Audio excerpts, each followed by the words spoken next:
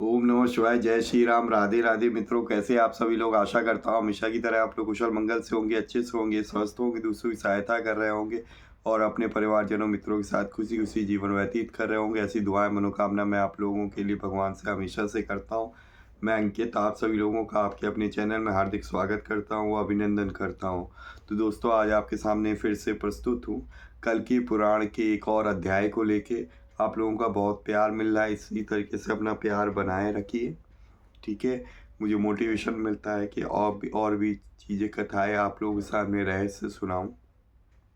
तो चलिए, इसी क्रम में हम लोग जो है कल की पुराण के आज प्रथम अंश के 7वें अध्याय को देखेंगे कि उसमें आगे शुक जी और पद्मा जी के आगे वार्तालाप और क्या हुआ, ठीक है, और क्या आगे डिटेल मिलती है, सब हम लोग विस्तार से जानेंगे। चलिए, बिना देर करते हुए गणेश जी का आह्वान करते हैं और स्टार्ट करेंगे। वक्रतुंड महाकाय सूर्यकोटि समप्रभ निर्विघ्नं कुरु मे देव सर्वकार्येषु सर्वदा। जय श्री गणपति बप्पा मोरया। सियावल रामचंद्र की जय। तो चलिए, आप लोग भी मन लगाकर ध्यान लगाकर सुनिए। मैं आपको सुनाता हूँ कल की पुराण की कथा का प्रथम अंश 7वां अध्याय। शुक बोले कि हे कल्याणी, तुम धन्य हो। तुमने बड़ा पुण्य किया है जो तुम शिव की शिष्या हुई। मैं तुमसे शिव जी की वर्णन की हुई विधि सुननी चाहता हूँ। मैं प्रारब्धवश आज तुम्हारे पास आ पहुँचा हूँ। अब मैं तुमसे परम अद्भुत शिव जी पूजन की रीति सुनूंगा, जिससे फिर मुझे पक्षी का शरीर धारण न करना पड़ेगा। इसके साथ ही भगवान के भक्ति योग, भगवान का ध्यान तथा जप करना चाहिए। भगवान विष्णु की पूजा का प्रकरण सुनने में मधुर और परम आनंददायक है।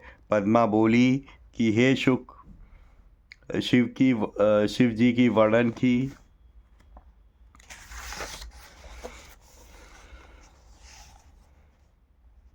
हुई विष्णु पूजन की विधि पुण्यदायक है। इसको श्रद्धा पूर्वक सुनने से, अनुष्ठान करने और वर्णन करने पर मनुष्य के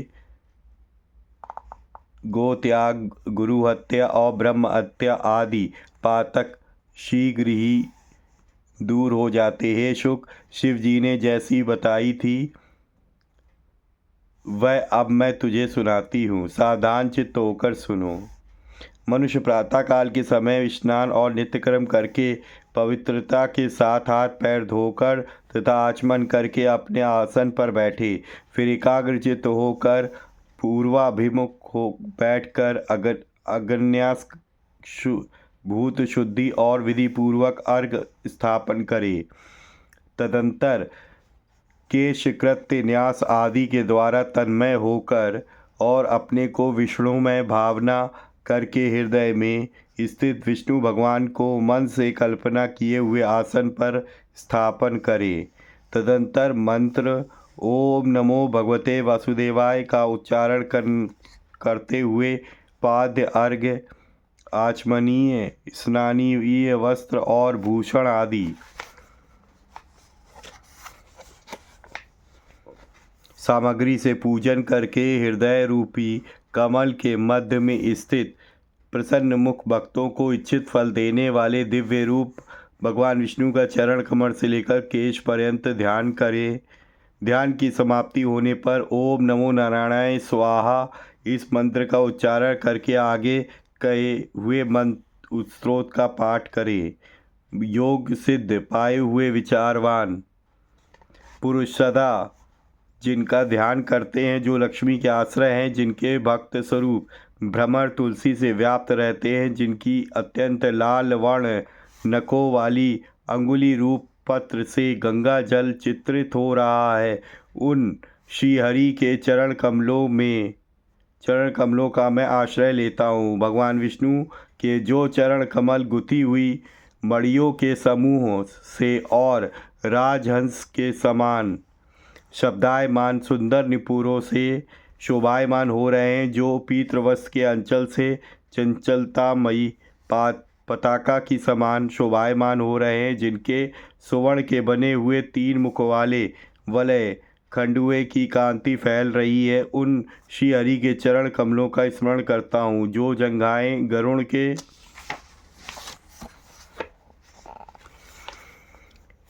गरुड़ के कंठ में धारण की हुई नीलकांत मणि की प्रभा से जिनकी कांति बढ़ रही है, जिनके मध्य में गरुड़ की अरुण वर्ण मणि की समान चोंच शोभा बढ़ा रही है, जिनके नीचे लंबायमान कुछ लाल वर्ण चरणों के तलुए शोभित हो रहे हैं, जो भक्त वृंद के नेत्रों को आनंद देने वाली हैं।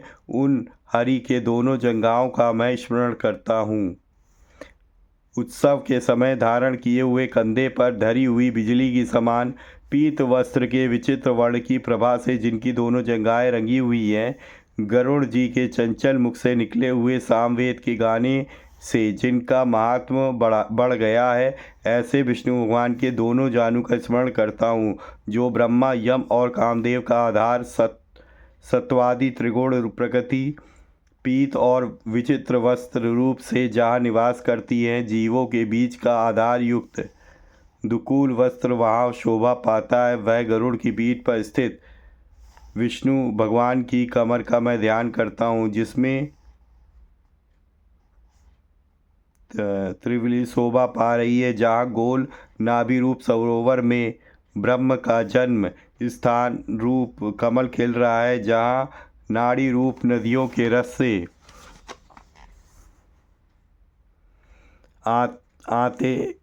आते रूप समुद्र शोभित हो रहा है, जो ब्रह्मांड का आधार है और जिसमें सूक्ष्म रोम राजित शोभित हो रही है। भगवान के क्षीण दुर्बल उदर का मैं स्मरण करता हूँ। लक्ष्मी के कुछों के कुमकुम हार तथा कौस्तुभमणि की कांति से विराजमान श्री वत्स चिन्ह से युक्त हरिचंदन नामक कल्प वृक्ष के पुष्पों की माला से विभूषित परम रमणीय भगवान के वक्षा स्थल का स्मरण करता हूँ, जो दोनों बाहु सुंदर वेश के स्थान और खंडुए बाजूबंद आदि आभूषणों से शोभायमान है, जो बाहु दुष्ट दैत्यों का नाश करने में चतुर है, जो बाहु गदा और सुदर्शन चक्र के तेज सबको जीत रहे हैं। भगवान के उन दोनों सुंदर दाहिने भुजाओं का मन से स्मरण करता हूँ। मुरारी भगवान की जो दोनों बाईं भुजा हाथी की सूंड के समान श्यामवर्ण और शंख पद्म को धारण किए हुए हैं, जिनमें मणि जड़ित आभूषण शोभा पा रहे, जिनकी रक्तवर्ण अंगुलियां जानुओं को स्पर्श कर रही है। विष्णु भगवान के प्रिय मनोहर दोनों वाम भुजाओं का स्मरण करता है। मुख रूपी कमल की डंडी रूप निर्मल 3 रेखाओं के युक्त वनमाला से शोभायमान मुक्त दशा में स्थित रहने के मंत्र स्वरूप रमणीय फल के गुच्छे रूप भगवान के परम सुंदर कंठ का निरंतर ध्यान करता हूँ। लाल कमल के समान लाल ओष्ठों से परम रमणीय हंसने के समय दांतों के प्रकाश से परम सुंदर वचन रूप अमृत युक्त मन को प्रसन्न करने वाले चंचल नेत्र युक्त पत्र रचना से चित्रित और त्रिलोकी के मन को हरण करने वाले श्री हरि के निर्मल मुख कमल का स्मरण करता हूँ, जिसके प्रभाव से यमलोक का गंध भी नहीं सूंघना पड़ता, जिसकी समीपता से उत्तम नासिका शोभित हो रही है, जिससे जगत की सृष्टि स्थिति और प्रलय होते हैं, जिससे कामदेव का उत्सव प्रकट होता है और जिसका दर्शन करने से लक्ष्मी माँ का हृदय प्रसन्न होता है तथा श्री हरि का मुख कमल शोभा समान होता है। जिस भ्रू युगल दोनों भावों का स्मरण करता हूँ। गरुड़ स्थल पर चंचल मकराकृत कुंडली की शोभा से जो विभूषित हो रहे हैं, जिनके द्वारा अनेकों दिशाएं और आकाशमंडल प्रकाशित है, जिनका अग्रभाग चंचल अलकों के स्पर्श से कुछ टेढ़ा सा प्रतीत होता है, जो मणि जड़ित किरीट के समीप में लग रहे हैं, उन हरि के दोनों कर्णों का स्मरण करता हूँ, जो विचित्र तिलक से शोभायमान हो रहा है, जो प्रिय और मनोहर गंध युक्त गोरोचन की पत्र रचना से सुंदर नेत्र की तुल्यता को धारण कर रहा, जो ब्रह्मा का अद्वितीय आश्रय है, जिसके विषय मणिजड़ित रमणीय किरीट विराजमान हो रहा है, जो सबके मन और नेत्रों को रोमहरण करता है, तथा श्रीहरि के ललाट का स्मरण करता हूँ। भक्तों ने जिसको आदर के साथ नाना प्रकार के सुगंधित पुष्पों से बांधा है, ऐसे कुटिल दीर्घ लक्ष्मी के मन की भावना को दूर करने वाले वायु से किंचित मात्र कंपायमान किए हुए और कृष्ण वर्ण मेघमंडल के समान सुंदर श्री वासुदेव भगवान के केशपाश का अपने हृदय कमल में चिंतवन करता हूँ, जिनका शरीर मेघ के समान श्याम है,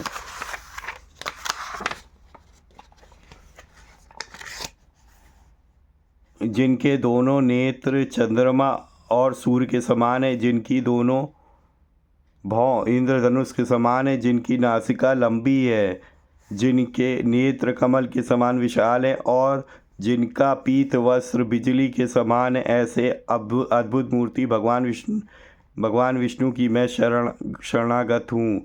मैं अति दीन हूँ और वेद सेवा आदि भी मैंने नहीं की है। मेरा शरीर पाप और तापों से भरा हुआ है। लोभ, मोह, शोक और मानसिक पीड़ा से मैं विधा हुआ हूँ। इस कारण हे वासुदेव, कृपा दृष्टि करके रक्षा कीजिए। जो पुरुष भक्ति पूर्वक भगवान विष्णु की इस आद्य मनोहर मूर्ति का ध्यान करके तथा 16 श्लोक रूप पुष्पों द्वारा स्तुति करके नमस्कार और पूजन करे, विधि को जानने वाला सब पुरुष शुद्ध और मुक्त होकर ब्रह्मानंद को प्राप्त होंगे।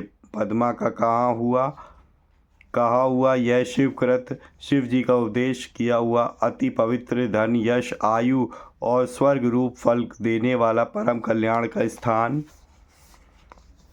और परलोक तथा इस लोक में धर्म, अर्थ, काम और मोक्ष रूप फल का देने वाला है। जो महात्मा पुरुष इस पुरुष स्त्रोत का पाठ करेंगे, वो संपूर्ण पापों से छूट जाएंगे। 7वां अध्याय समाप्तश्चायं प्रथमो अंशः। ठीक है दोस्तों, सियावल रामचंद्र की जय, बोलो श्री हनुमान जी की जय, बोलो श्री नीम करोली बाबा की जय, बोलो श्री कैची धाम वाले बाबा की जय हो। तो ये था दोस्तों हमारे पास कल की पुराण के प्रथम अंश का 7वां अध्याय।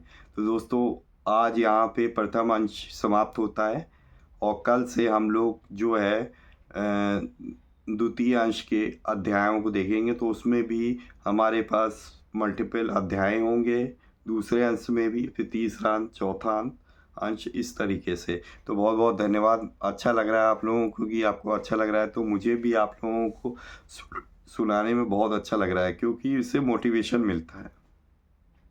ठीक है दोस्तों, तो आज का आपको कथा अच्छी लगी है तो प्लीज़ वीडियो को लाइक करना ना भूलें और अपने परिजनों मित्रों के साथ ज़रूर शेयर करें, ताकि वो भी इस तरीके की इन्फॉर्मेटिव वीडियो से कुछ लाभ प्राप्त कर सकें। ठीक, और अगर आप पहली बार मेरे चैनल पे आए हैं और इस तरीके की रोचक कथाएं और रहस्य जानने के आप इच्छुक हैं, तो प्लीज़ मेरे चैनल को सब्सक्राइब ज़रूर करें और बेल आइकन को ज़रूर प्रेस करें, ताकि लेटेस्ट वीडियो इन्फॉर्मेशन आप तक पहुँच सकें। ठीक है दोस्तों, तो इसी तरीके से जो है आप लोग जो है भक्ति करते रहिए, ग्रंथों को पढ़ते रहिए, रहस्य को जानते रहिए, सुनते रहिए और अपने परिवारजनों मित्रों के साथ खुशी खुशी प्रसन्नचित्त होकर जीवन को व्यतीत करिए। और याद रखिए कि हमेशा की तरह आपको क्या करना है, किसी न किसी एक पर्सन की हेल्प करने की ज़रूर कोशिश करें। ठीक है दोस्तों, तो मिलेंगे नेक्स्ट वीडियो में। तब तक के लिए जय श्री राम, राधे राधे मित्रों।